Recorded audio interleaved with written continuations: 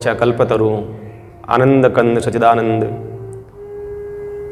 परमपिता परमात्मा के पावन चरणों में बार बार प्रणाम करते हैं। राम स्नेही संप्रदाय शाहपुरा पीठ के आदि आचार्य तप पुतात्मा ब्रह्मनिष्ठ चरित्र सम्राट युग पुरुष स्वामी जी श्री 1008 श्री रामचंद्र जी महाराज के पावन चरणों में बार बार प्रणाम करते हैं। भूत भविष्य और वर्तमान के सब संतों के चरणों में प्रणाम करते हैं। पुष्कर राज की पवित्र धारा को प्रणाम करते हैं।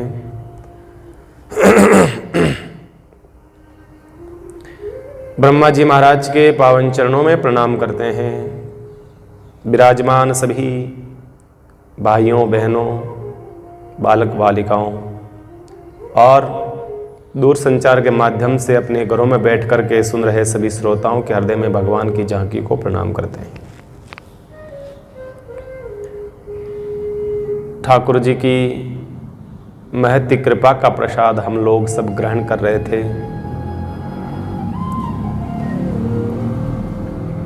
मीराबाई जी के अद्भुत चरित्र को हम लोग श्रवण कर रहे थे। मीरा जी के जीवन में किस प्रकार से बाधाएं संकट आते हुए भी मीरा बाई जी अपने रास्ते पर अडिग है, चल रही है। मीरा का जन्म, मीरा का जीवन बड़ा अद्भुत रहा।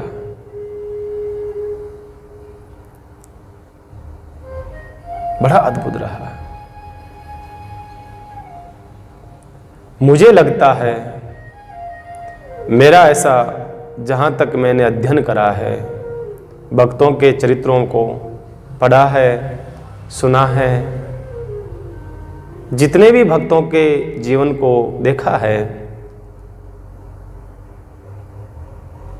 उसमें मुझे नहीं लगता है कि इतने संकट जीवन भर आए हों। बचपन से लेकर के जब तक मीरा समाहित नहीं हो जाती है भगवान में, तब तक इतने संकट तो नहीं आएंगे किसी के जीवन में।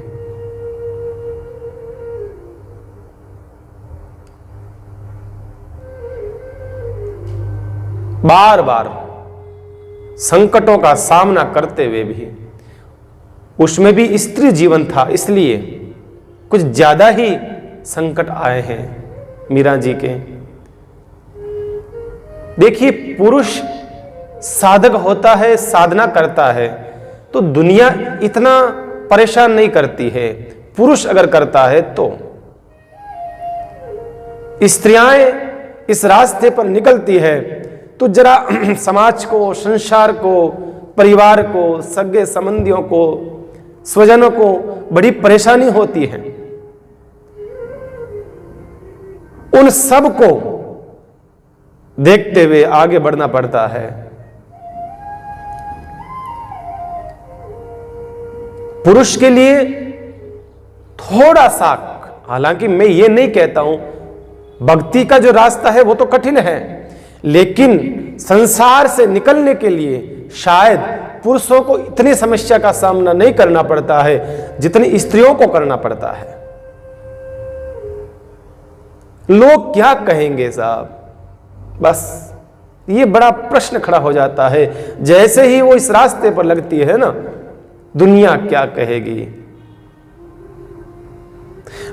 परिवार को, सबको सम्मिलित करना, उसको साथ में लेकर के चलना और फिर वो यात्रा करना बड़ा मुश्किल होता है। बड़े संकटों का सामना करना पड़ता है।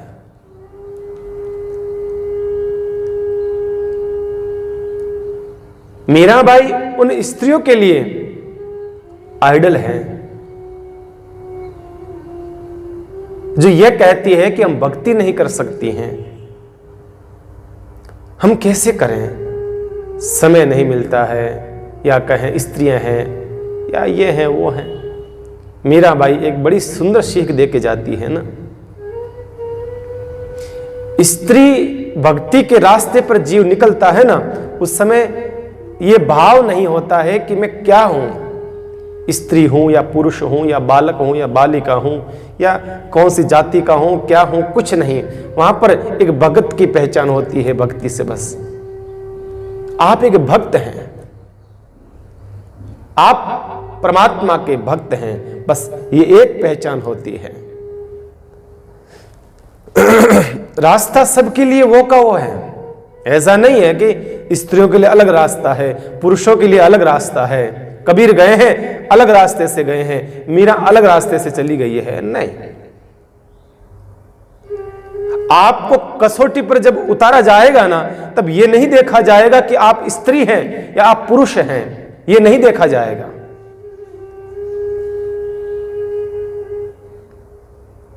जब सोने को तपाया जाता है, जब गलाया जाता है ना, उसको कुछ दूसरा आभूषण बनाने के लिए, तो उसको सोने को यह नहीं देखा जाता है कि ये तो भाई गोल्ड की चेन है, ये कान का है, झुमका है, ये नाक की नथ है, उसको नहीं देखा जाता है। जब उसको गलाया जाता है ना उसके अंदर, तब उसको देखा नहीं जाता है कि ये क्या है, बस उसके अंदर डाल दिया जाता है और फिर निखर करके वो अलग रूप बन करके चमचमाता हुआ वो स्वर्ण निकलता है।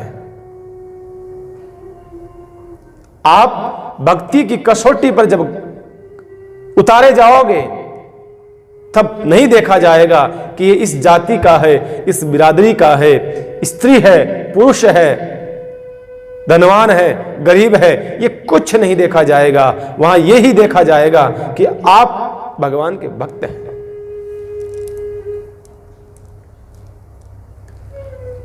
ध्यान रखिए प्यारा, ठाकुर जी के भक्त बने इस रास्ते पर चलने के लिए, फिर धीरे धीरे आगे से आगे रास्ता तो आएगा, डगर बड़ी मुश्किल है। और मुझे लगता है कि जितना तड़पी होगी ना मीरा जी उतना कोई भक्त नहीं तड़पा होगा। पल पल वो तड़पी है मीराबाई, पल पल तड़पी है। और भक्त फिर भी संसार के कामों में लगते थे, और भी कार्य होते थे, लेकिन मीरा जी तो तिल तिल तड़पी है ठाकुर के लिए, तिल तिल करके तड़पी है। इतना तड़पाया है उस निष्ठुर ने, उस कृष्ण ने। भगवान कहता है ना, तुम मेरे रास्ते पर आओगे ना। देखिए, मीराबाई को जब भगवान की मूर्ति नहीं मिली ना, तब तक मीराबाई अच्छी थी, मस्त थी, कोई चिंता नहीं, कोई टेंशन नहीं। जब तक गिरधर गोपाल की मूर्ति नहीं मिली तब तक, और जैसे ही वो 5-6 साल की अवस्था में मूर्ति आई, तब से मीरा को समस्याएं आने लगी थी। आए कि नहीं आए, संकट आने लगे थे। अब इसको क्या कहेंगे आप? क्या इसको ये कहेंगे कि भगवान संकट देता है? नहीं, उस रास्ते पे उतर गई है ना। अब भगवान का काम है, अब भगवान बार बार उसको कसौटी पे उतारता है, कैसा निकलता है वो। मीराबाई जी तो खरी उतरी। आप भक्ति के रास्ते पे उतरोगे, शायद ये संकट का सामना करना पड़ेगा। मीराबाई वृंदावन में रह करके किस प्रकार से सत्संग श्रवण कराती है, भगत लोग आते हैं उनको सत्संग सुनाती है, साथ में ठाकुर जी का चिंतन चलता है। पूरा जीवन मीराबाई जी का सत्संग में हो गया, पूरा जीवन, ऐसा जीवन। एक दिन रात्रि को मीराबाई जी शयन कर रहे थे, सो रहे थे। उसी समय चंपकलता आई। चंपकलता ने आकर के मीरा जी से कहा, उठो माधवी, उठो, उठो, आज मैं तुम्हें कुछ कहना चाहती हूं। चंपकलता ने उठाया माधवी को, मीरा को उठा करके मीरा से कहा, मीरा मैं एक संदेश लेकर के आई हूं। मीरा का संदेश, मीरा को एक संदेश देना है, मुझे श्री जी ने, प्रिया प्रीतम ने मुझे भेजा है। कहा क्या संदेश लाई हो? कब मिलेगा मेरा सांवरा, कब मिलेगा मेरा प्रियतम, कब मिलेगा मेरा पति बींद ठाकुर? चंपकलता ने कहा मीरा ठाकुर जरूर मिलेगा, जरूर मिलेगा ठाकुर, बहुत जल्दी मिलेगा, लेकिन यहां नहीं मिलेगा, वृंदावन में योग नहीं है मिलने का, योग नहीं है। का फिर कहा कि आपको द्वारिका जाना पड़ेगा, क्योंकि आपका माधवी जब जीवन था, आपका जन्म था ना, उसमें अंतिम इच्छा आपने ये करी थी कि मैं भगवान की पटरानी बनूं या भगवान की रानी बनूं, पत्नी, भगवान की पत्नी बनने का मन में भाव आया था। तो आपको अंतमति सा गति, अंत में जैसी मति हुई है ना, वैसी परमात्मा हर भक्त की इच्छा पूरी करता है। भगवान किसी की इच्छा शेष नहीं रखता है, जो इच्छा करे मन माहे। जीव जैसी इच्छा करता है ना, भगवान अपना लोक बाद में देता है, पहले उसकी इच्छा को पूरी करता है। किसी की इच्छा प्यारे शेष नहीं रखता भगवान, सबकी इच्छा करता है, देर सवेर करता है, समय से करता है, पर करता सबकी है। कहा तेरी इच्छा पूरी होगी, पहले द्वारिकाधीश जाएगी, भगवान की रानी बनेगी वहां पर जाकर के मीरा, इसलिए तुम द्वारिका रवाना हो जाओ सवेरे। आदेश हो गया चंपकलता का। सवेरे उठी मीराबाई जी, मीराबाई जी ने कहा केसर और चमेली जो उनकी दासियाएं थी उनसे कहा चलो हमारे को आदेश हुआ है, हमारा प्रियतम, हमारा ठाकुर हमें मिलने वाला है, अब द्वारका की यात्रा करनी है। केसर कहने लगी भाई साहब, भाई जी आपकी उम्र हो गई है कम से कम 62-63 साल की, आप इतने वृद्ध हो चुके हैं, आपकी अवस्था इतनी हो चुकी है, आपका शरीर अब आपका साथ देता नहीं है, आप कैसे जाएगी, आप द्वारिका कैसे पधारेंगी? कोई पास में थोड़ी है, कितने सैकड़ों किलोमीटर है, और वहां की यात्रा आप कैसे करेगी? मीरा ने कहा अब चिंता ना करो, मुझे बस आधार मिल गया है ना, अब मुझे आधार मिल गया है, अब मैं यात्रा कर लूंगी।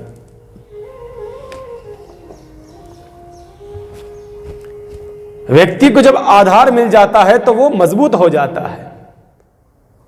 आपको कोई कह दे आप वहां चले जाओ आपका काम हो जाएगा, तो आप फिर आनाकानी नहीं करोगे, आप ये नहीं कहोगे बहुत दूर है, गाड़ी जाती नहीं है, समय नहीं है, कैसे जावें, क्या है वो है, कल जाएंगे, ऐसा नहीं कहोगे आप। आपको पता है वहां जाने से मेरा काम हो जाएगा जल्दी से, तो आप कैसे भी करके वहां पहुंचने की चेष्टा करोगे। इसी प्रकार से मीरा ने कहा मेरा आधार मिल गया है, मुझे जाना होगा, कोई बात नहीं, मैं चली जाऊंगी, मैं चली जाऊंगी।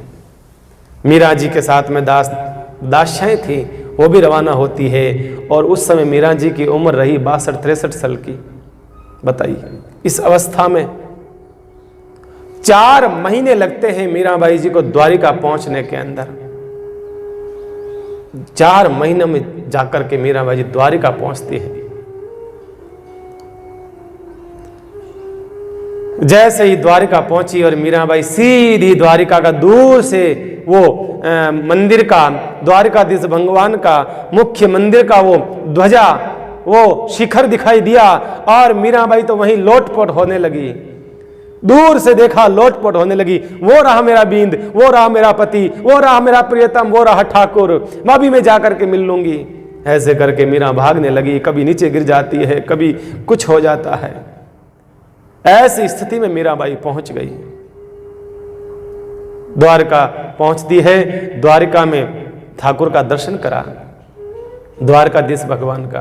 गोमती द्वारिका में पधारती है। पहले मैंने पहले प्रसंग में बताया था आपको, मैंने कहा 2 द्वारिका है, एक गोमती द्वारिका, एक भेंट द्वारिका। 2 द्वारिका का वर्णन आता है ना। भेंट द्वारिका के लिए आपको समुद्र के पास अंदर जाना पड़ता है, और गोमती द्वारिका तो समुद्र के तट पर है। मीराबाई जी सबसे पहले गोमती द्वारिका पधारती है, वहां पर ठाकुर का, द्वारकाधीश का दर्शन करा, और आसपास में जो ठाकुर लीलाएं करी थी वहां लीलाओं का, स्थलियों का दर्शन करती है, वो सब स्थलों का दर्शन करा। दामोदर कुंड में स्नान किया मीराबाई जी ने। दामोदर कुंड वो स्थान है जहां पर नरसिंह जी मेहता की हुंडी सामल शाह ने स्वीकार की थी। बड़ा प्यारा स्थान है। वहां पर सामल शाह का मंदिर भी है, ठाकुर जी का बड़ा प्यारा मंदिर भी है। मीराबाई जी दामोदर कुंड में स्नान करती है और मीराबाई जी वहां रहने लगती है। मीरा संगम घाट पर रहने लगी। दासियों ने कहा, यहां कब तक रहेंगे आप? कहा, नहीं, मुझे संगम घाट ही रहना है। कहा कि क्यों? कहा कि संगम घाट इसलिए रहना चाहती हूं कि इस संगम घाट के ऊपर एक दृश्य दिखता है, वो बड़ा प्यारा लगता है। कहा कि क्या? कहा कि इस संगम घाट के सामने ही यहां गोमती और समुद्र दोनों आकर के मिलते हैं, इसलिए इसका नाम है संगम घाट। गोमती नदी और समुद्र दोनों का वहां मिलन होता है। उस अद्भुत मिलन को देख करके मीराबाई मस्त रहती है, वहां बैठी रहती है। बंधुओं, मीराबाई क्या सोच रही है? मीराबाई सोच रही है, देखो वो समुद्र है, वो मेरा परमात्मा है, ये गोमती नदी है, ये मीरा है, और दोनों ये प्रिया और प्रीतम, मैं और ठाकुर कैसे ऐसे जाकर के मिलते हैं, इस प्रकार से हम प्रेम करते हैं। इसलिए वो बैठ करके दर्शन करती है। और दुनिया के संसार के लोग वहां जाकर के जब देखते हैं तो उनको क्या लगता है? का वाह, क्या व्यू है यहाँ का, है? क्या सनसेट पॉइंट, बहुत सुंदर जगह है। उनको दिखता है, वो दिखता है। उनको लगता है कि बड़ी अच्छी जगह है, फोटो खींचनी चाहिए। यहाँ पर संसार के लोग बंधुओं भोग की दृष्टि से देखते हैं, और भगवान के जो भक्त हैं ना, वो भगवान की रचना की दृष्टि से देखते हैं। देखिए आप, कितना फर्क है, दोनों की दृष्टि में कितना फर्क है।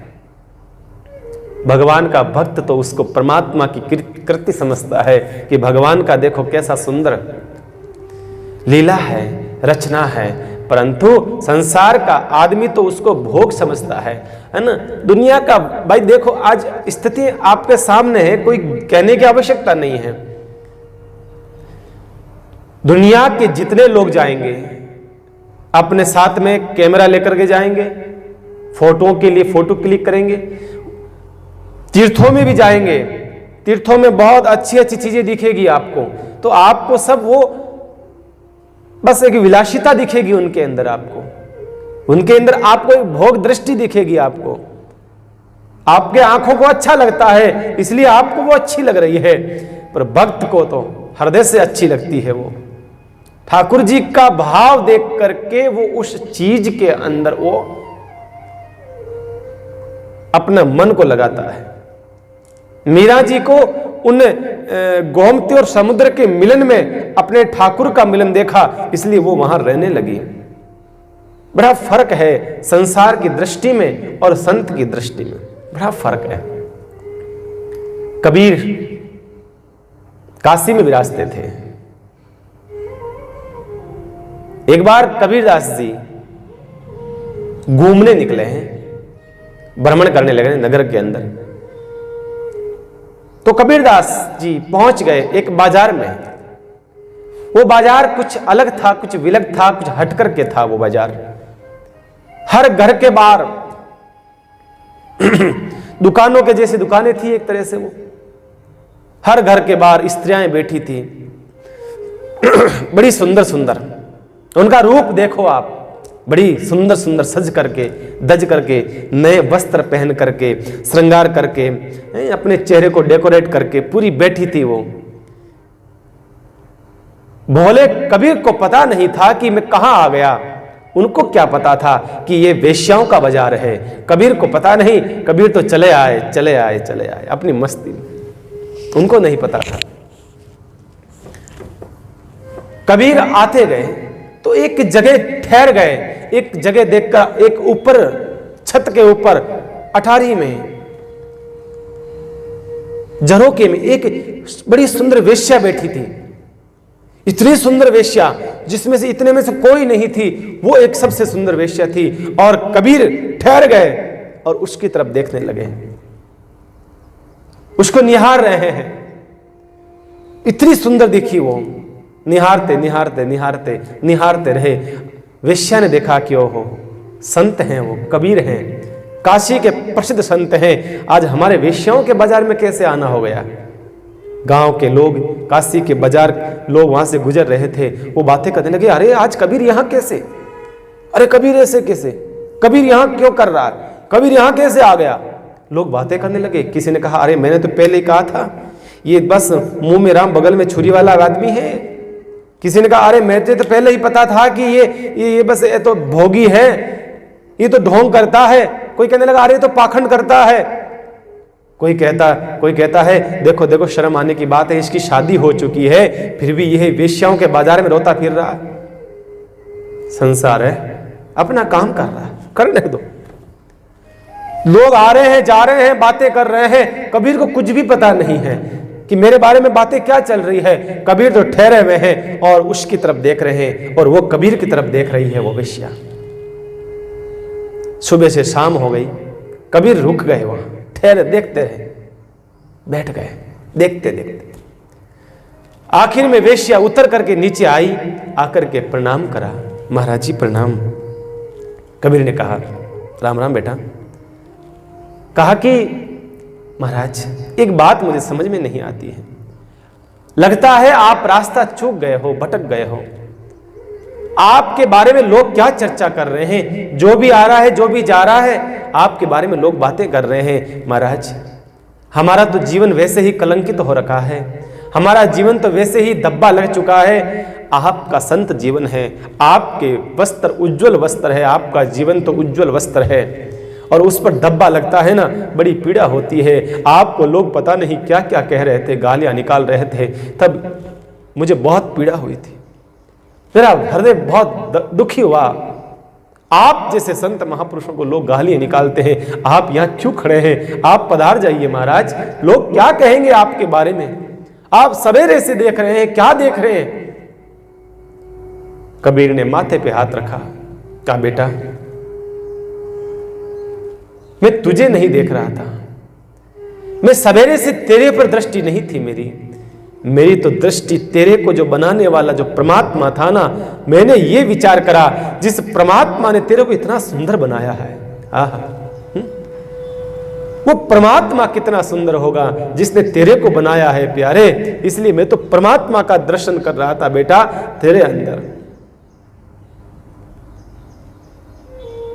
उद्धार कर दिया उस वेश्या का। तो कबीर की निर्मल दृष्टि उस पर पड़ी है, वो तो उद्धार हो गया। मैं अक्सर कहता हूं, संतों की दृष्टि में अमृत होता है। संत की दृष्टि जिस जीव पर पड़ जाए, संत अगर भाव से, अपने अंतःकरण से मन में भाव आए और उसको ऊपर मस्तक पर अपना बृहद हस्त रख दे, तो उसका उद्धार हो जाता है। मीरा ने उसको देख भी लिया, उसके मस्तक पर हाथ भी रखा और उसका उद्धार कर दिया, उसका जीवन उद्धार कर दिया उस वेश्या का। संत का जीवन तो भाई अलग जीवन है। संत तो सिए राम मैं सब जग जानी, करहूं प्रणाम जोर जुग पानी। संत होता है ना इस पूरी दुनिया के अंदर, वो तो परमात्मा का दर्शन करता है। सिए राम मैं सब जग जानी, सब हृदय के अंदर परमात्मा का वास होता है। करहूं प्रणाम, हर जीव को प्रणाम करता है संत। संत की दृष्टि निर्मल होती है। इसलिए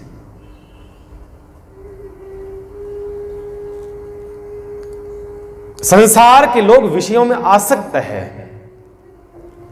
5 प्रकार के विषय होते हैं मुख्य रूप से: रूप, रस, गंध, स्पर्श, शब्द।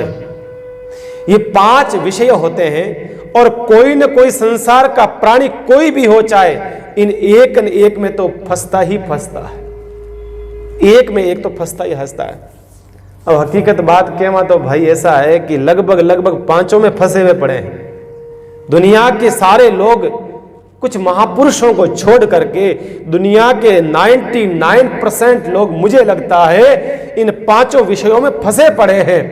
एक छोड़ो, एक छोड़ो, मैं तो कहता हूं पांचों में फंसे पड़े हैं। अब बताइए क्या दुर्दशा होगी साहब हमारी।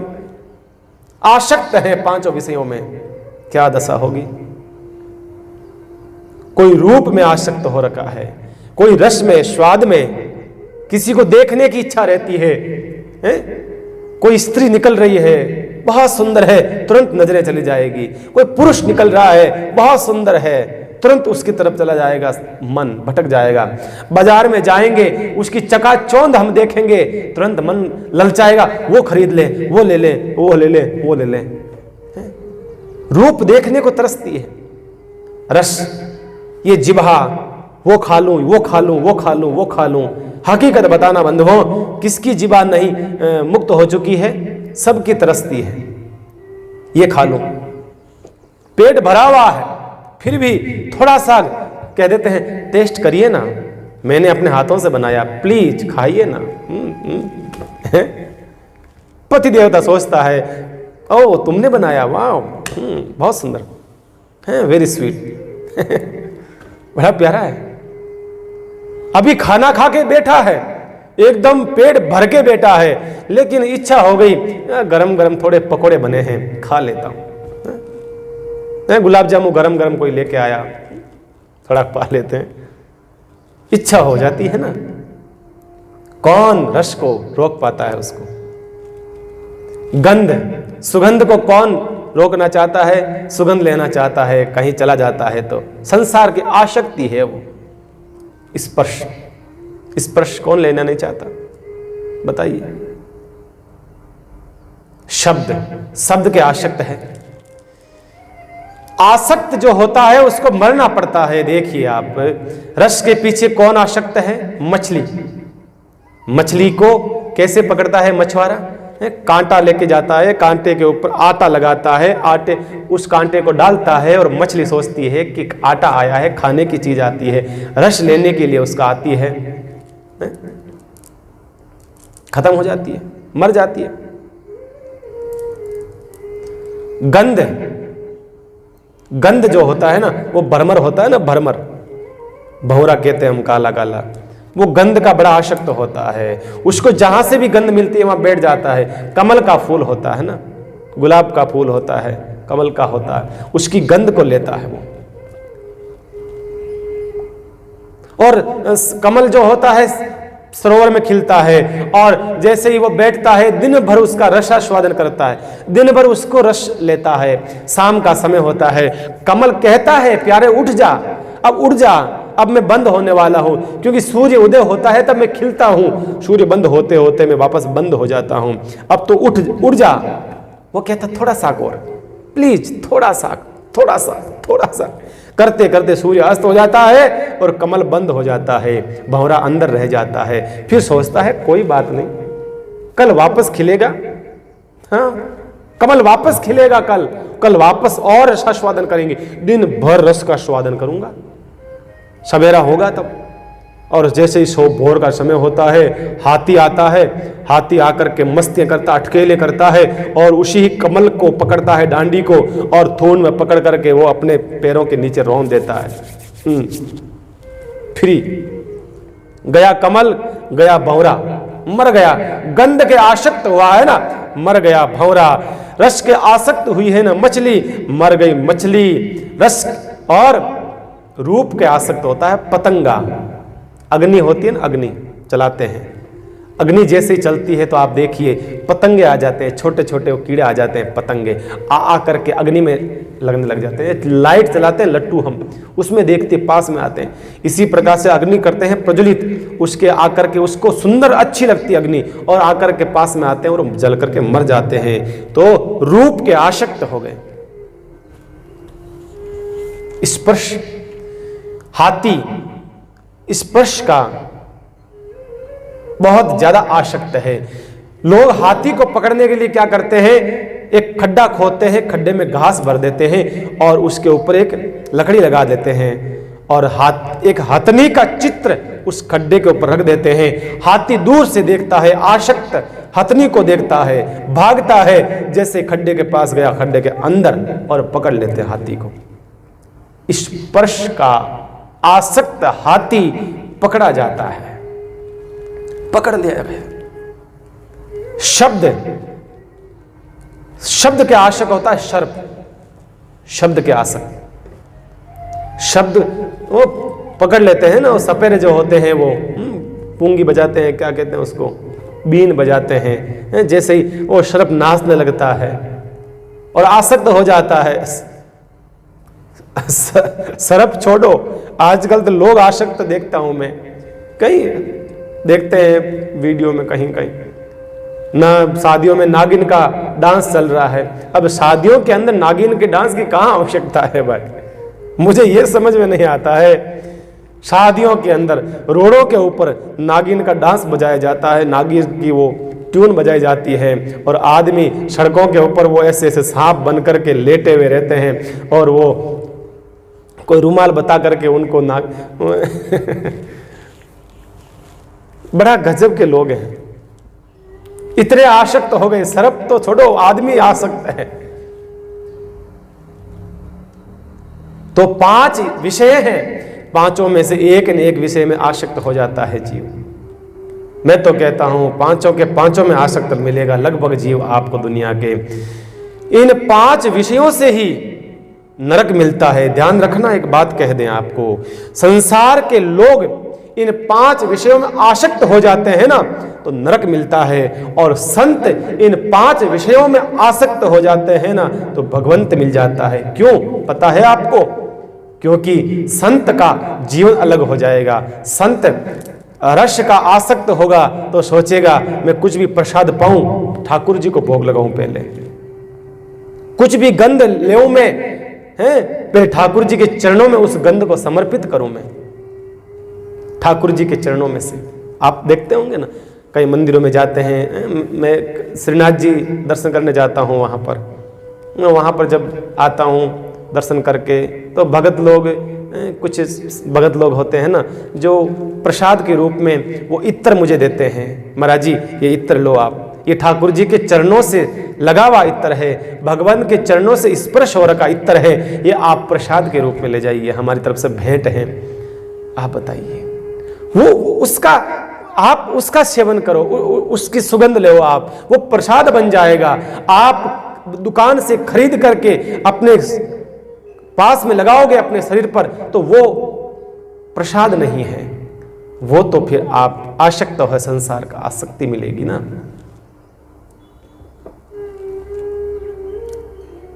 संत जो भी रस लेगा पहले भगवान को भोग लगाएगा, स्पर्श भी वो किसका करेगा? भगवान के चरणों का स्पर्श करेगा, सालग्राम जी का स्पर्श करेगा, तुलसी मैया का स्पर्श करेगा। स्पर्श भी करना है तो ठाकुर के चरण दबाओ, स्पर्श हो जाएगा। रूप में आसक्त होगा तो परमात्मा के रूप में आसक्त होगा। भाई परमात्मा मिला है ना, इन 5 चीजों से ही मिला है। एक को नरक ले जाता है, एक को परमात्मा के पास ले जाता है। हमें रास्ता मोड़ना और कुछ नहीं करना है, सिर्फ इतना सा काम है, रास्ता मोड़ना, और क्या काम करना भाई।